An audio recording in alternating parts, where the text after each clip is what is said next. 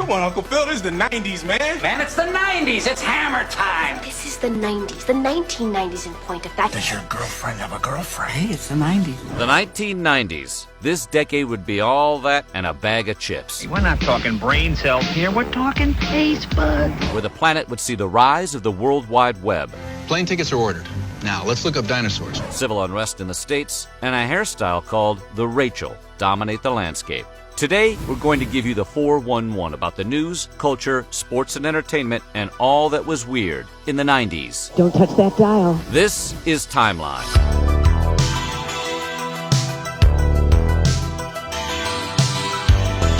Hang on to your plaid, because we're starting at the beginning with the year 1990. Okay, baby, let's go back. I don't know about you guys, but I'm dying for a Pepsi. Coming out of the 80s, the world was changing. Communism was crumbling, the Cold War was thawing, and materialism had taken root in our culture. Moving into the 90s, how would this decade be defined? In the year ahead, we would see one of the biggest upsets in sports history, a whale of a good time, and a stage being set for war. 5 months ago, Saddam Hussein started this cruel war against Kuwait. Tonight, the battle has been joined. This is 1990. Aren't you going to say hello? The year started off great for David N. Dinkins, who became the first black mayor of New York City, who was sworn in on January 1st. Dinkins' tenure, however, was marred with unparalleled levels of crime and a massive budget deficit. Most commonly, he's remembered for failing to respond to the race riot in August of 1991, now dubbed the Crown Heights crisis. At the time, tensions were high between blacks and Jews in Brooklyn.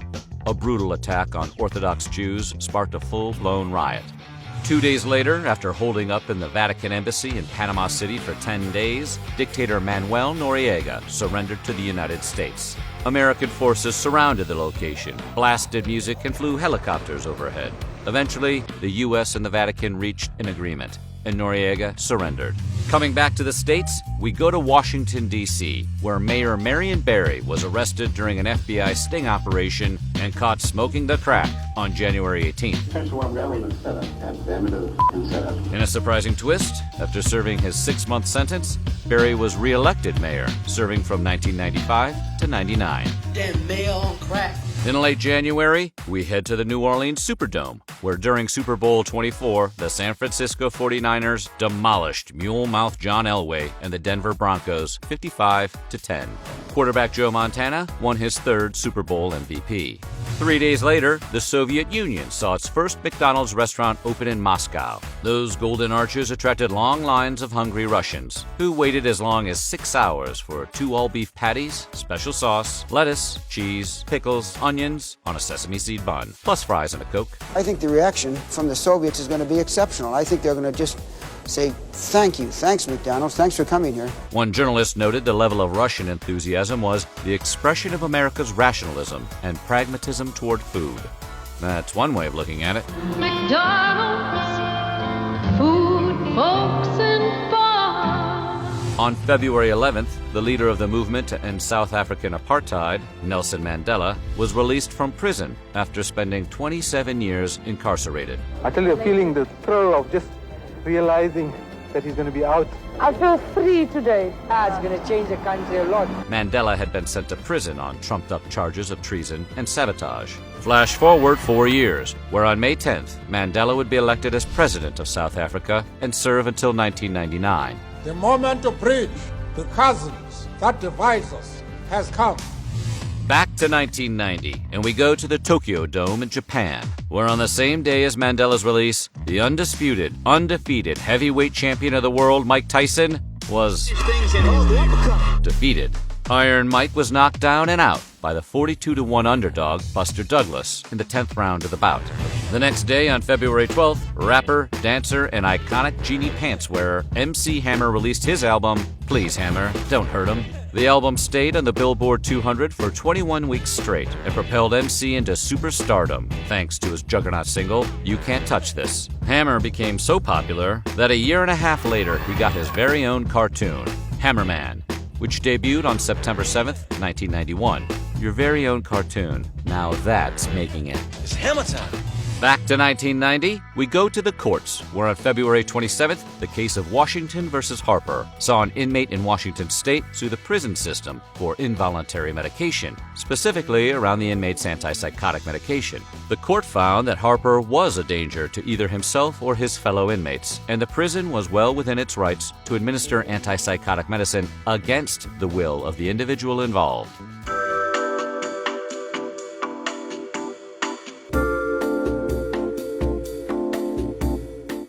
Taking Burger King by storm. You can get one of your favorite heroes in a half shell every time you buy a Kids Club meal. Teenage Mutant Ninja Turtle badges. For a limited time, only at Burger King. Cowabunga, dude. Sir, we have been sabotaged. I'm telling you, he wants to defect. Let's shake the man loose. Right full rudder. Cancel my crazy eye. Sean Connery, Alec Baldwin, The Hunt for Red October. This is no April Fool's joke, but after a 9-year stagnation, the federal minimum wage was increased on April 1st, going from $3.35 to a whopping $3.80. From what Mindy is holding, we found what we were looking for, being fans of Twin Peaks. Damn good coffee. And hot. Hello!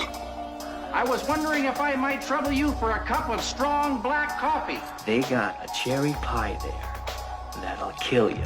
On April 10th, animal rights activists had a win when they successfully convinced canned tuna brands not to buy fish caught from companies that used nets which harmed dolphins.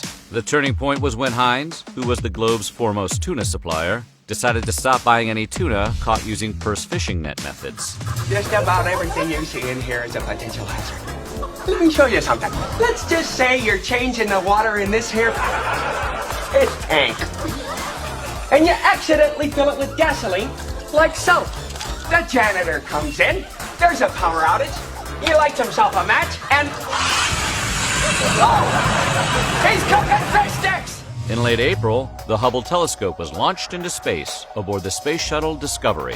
After its launch, it was discovered that the telescope's primary mirror had an aberration that affected its ability to produce clear and accurate images, making the poor Hubble a late-night talk show punchline. Have you heard about the problems with the Hubble Space Telescope? They called the NASA official repairman to fix it, and he said he'll be up there sometime in the 21st century between noon and 5. Since being fixed, the Hubble has helped revolutionize astronomy, giving in-depth looks at distant stars, planets, and galaxies, and giving scientists a better understanding of black holes. Some sad news as we head into mid-May. The man behind the Muppets, Jim Henson, died at the age of 53. He's taught me so much just by being the person who he is.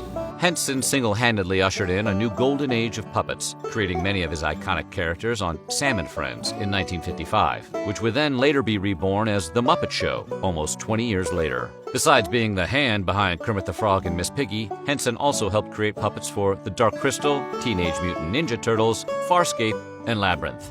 On the same day, beloved Rat Pack member Sammy Davis Jr. passed away. The actor, singer, and comedian died while heavily in debt to the IRS. His estate was divided up and had various legal battles surrounding it, even after the death of his wife, who passed in 2009. A little-known fact about Sammy was that towards the back half of his life, he converted from Judaism to Satanism. The Mr. Bojangles crooner hosted many interesting parties, satanic rituals, and pagan sacrifices. Sticking with the music, Madonna's Vogue topped the charts by reaching #1 on the U.S. Hot 100 on May 19th and stayed there for 3 consecutive weeks. The music video for Vogue was directed by a then-budding David Fincher, who we may hear from later on in the decade. What's in 1995? What's in 1995?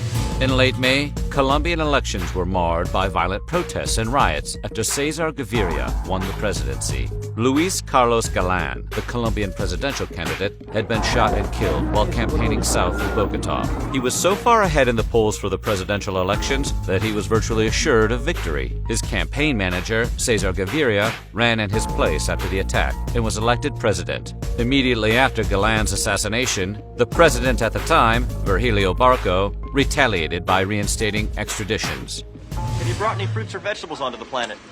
2 weeks. Excuse me?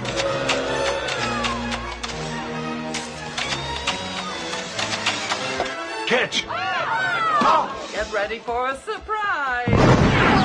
A notable first, the Thanatron, the machine Jack Kevorkian used for assisted suicides, was used for the first time on June 4th. Janet Adkins of Portland, Oregon, became the first person to use the Thanatron. Her decision that had been made some time ago, the boys were all familiar with it, and we all knew what she wanted to do. Kevorkian and the Thanatron would eventually be enlisted by 129 other people to end their own lives. 6 days later, federal district judge Jose Gonzalez ruled that Two Live Crew's album, As Nasty as They Wanna Be, was obscene, and the album was ruled illegal to perform in multiple Florida counties. With hits like Me So Horny and Dirty Nursery Rhymes, the group quickly gained nationwide recognition for their profanity and explicit lyrics. Crew's Fresh Kid Ice and Amazing V were arrested by the police during a performance at, of all places, a local Florida strip club after the ruling. The case was taken to trial, where the crew would eventually be acquitted. Two Live Crew walked so Megan Thee Stallion could run. Sticking with the justice system, the U.S. Supreme Court upheld by a 6-3 vote police DUI checkpoints on June 14th. In the decision, written by Chief Justice William Rehnquist, the court rejected assertions that DUI checkpoints violated the Fourth Amendment protection against unreasonable search and seizure. Daddy, I can do it.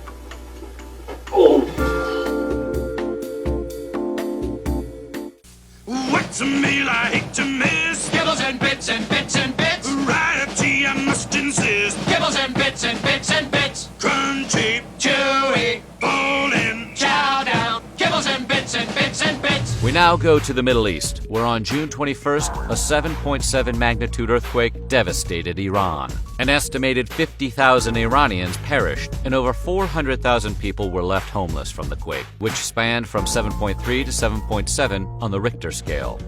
Heading into July, we go to Italy. Buongiorno. Where West Germany, yes, West Germany was still around at the time, won the FIFA World Cup, defeating Argentina 1-0. This was the third World Cup title for West Germany. You ain't got a body no more, son. It's all up here now. You want to move something, you got to move it with your mind. I did it. Way to go. The month of August would start off a touch fresher, with the city of San Luis Obispo, California, adopting the first legislation to ban smoking in bars. Tobacco giant R.J. Reynolds fumigated local residents with pamphlets urging them to call their council members, but to no avail. By July of 2018, nearly every state adopted similar laws, with only 12 states: Alabama, Arkansas, Georgia, Kentucky, Mississippi, Oklahoma, South Carolina, Texas, Virginia, West Virginia, and Wyoming, who still live in flavor country. 6 days later, after invading Kuwait, the Iraqi government proclaimed that they had annexed the country. In a statement issued from Saddam Hussein's ruling council, they insisted their lack of fear from American military forces, despite the annexation, proclaiming, "All the fleets and squadrons of aircraft will not shake a single palm frond in Iraq." We'll see how well that statement holds going into 1991. Clear! No, wait! Oh my God. We fucking got him! Come on, Nelson, pick up the beat. Easy, easy, easy. Nelson, pick up the beat, pick up the beat, pick up the beat.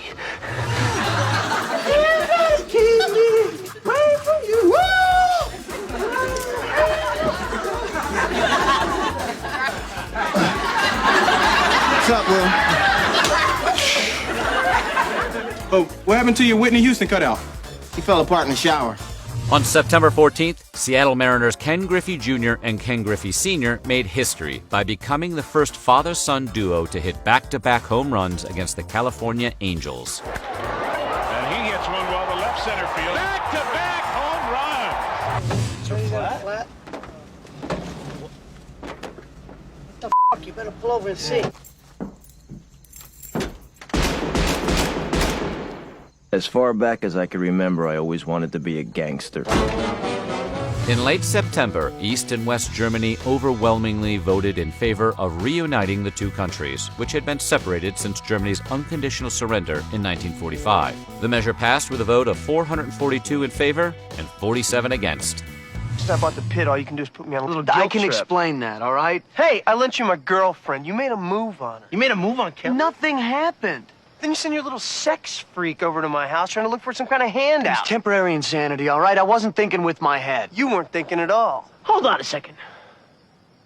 Let's back up to the part about the sex freak. Humphrey the Humpback Whale may not be as popular as Free Willy, but on October 24th, he became a celebrity in his own right. I saw his tail come up out of the water. It was right past the Golden Gate Bridge. During his long seasonal migration from Mexico to Alaska, Humphrey decided to take a pit stop in the San Francisco Bay. Humphrey stayed for 3 days and then was lured back on his way by the Marine Mammal Center, who played the smooth, jazzy sounds of other humpback whales.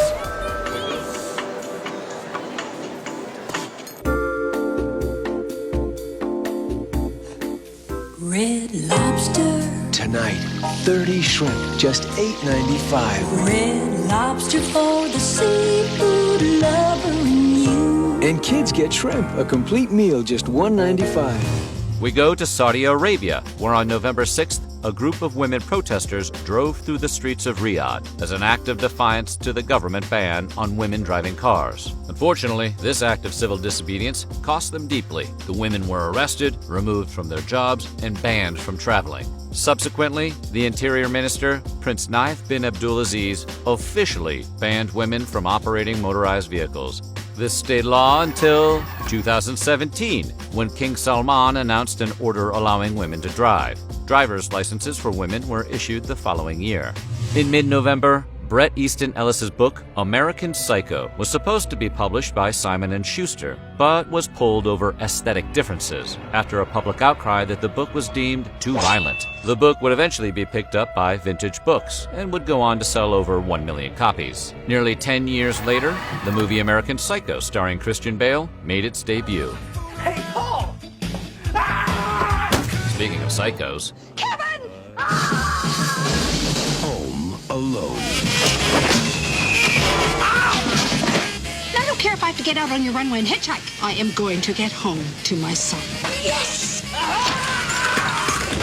coming back to literature, a sad passing as acclaimed children's book author Roald Dahl died on November 23rd. Author of Charlie and the Chocolate Factory, James and the Giant Peach, BFG, and countless others, Dahl's books worldwide have sold over 250 million copies. And fun fact, Roald was also the screenwriter of the James Bond film You Only Live Twice. You dirty bird. How could you? Misery Chastain cannot be dead. Misery Spirit is still alive. I don't want her, Smith! I want her! And you murdered her! In the landmark case of Cruzan versus Director, Missouri Department of Health, Nancy Beth Cruzan, who was in a persistent vegetative state, was being kept alive by a life support system. In a 5-4 decision, the Supreme Court allowed Nancy's parents the right to terminate the use of her feeding tubes that were administering her nutrition and hydration. Just 3 days before Christmas, Lech Walesa took the oath of office as Poland's first popularly elected president. Previous to Walesa, Ryszard Kaczorowski had ended his term by living in exile in London. Walesa, a Nobel Peace Prize winner, would go on to serve as president from 1990 to 1995. Just after Christmas, the U.S. Census was released, and America was getting pretty big, with a grand total of 249.6 million people. And that is how 1990 ended.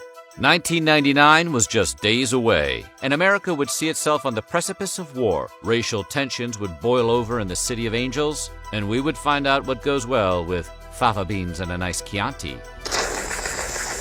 But that is for next year. Coming soon, 1991. Let me know how it turns out, guys.